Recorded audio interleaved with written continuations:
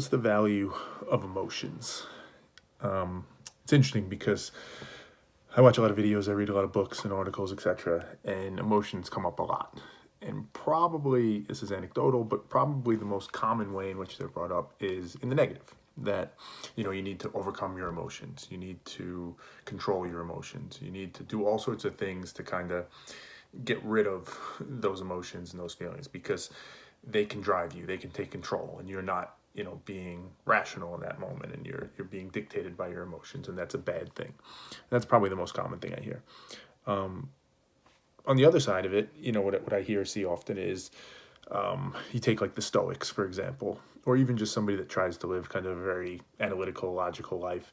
And the concern there is always like, well, it's emotionless.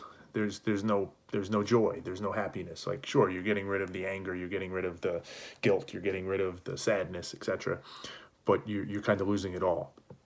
So there's a lot of talk about emotions, but some of it conflicting. But it's just never really clear how you're supposed to handle it and what you're supposed to do. The way I think about emotions is the way I think about most things, right? If we're thinking about how we think, how we formulate decisions or take actions or beliefs, what have you, it's an input. Emotions are an input, a really valuable input, ultimately, because in many ways it's our subconscious mind or our body or whatever it is telling us something. Our reaction to something, our emotional reaction, our gut reaction, our visceral reaction, whatever it is, there's information there. There's something to be had. It's an input that we should assess and understand. I think where people break bad with it, and this kind of gets back to the intro, is that it's the weighting of emotions, right? How we value them. So back to what I always say, everything's a calculation. When we're making these decisions or taking these actions, our mind's running a calculation. What often happens to that first point is people way overweight the value of their emotions. If something makes them angry, that's almost certainly a bad thing. If something makes them happy, it's almost certainly a good thing. And we just react based on emotions. We let that be almost the input, not just an input.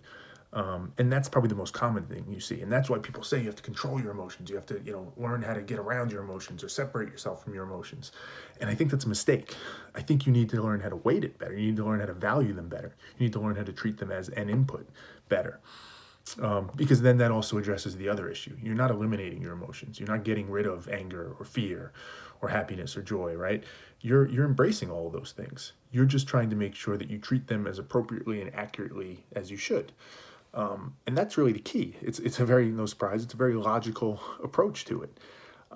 So for me, and I say this all the time, I talk, maybe the word I say more than any other is logic or logical. Oftentimes people think that's that first category, or sorry, that second category where you're trying to, or really either, you're trying to get rid of emotions, or you're trying to make sure they don't have an impact on your life.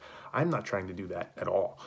I embrace those emotions. I think there's better ways to handle them, and we need to really understand them, and that gets to the weighting of them. But I think emotions, like anything else, is an input, and I never would ever turn down an input, particularly one like that potentially can tell us so much about ourselves. So when you run into an issue, when you have an emotional reaction, acknowledge that it's an input, right? Oh, that's interesting that I'm reacting that way. Let me understand that a little bit better. But then B, do that part, right? Unpack it, because there's a lot to be had in there. There's a lot to be learned and gleaned from it.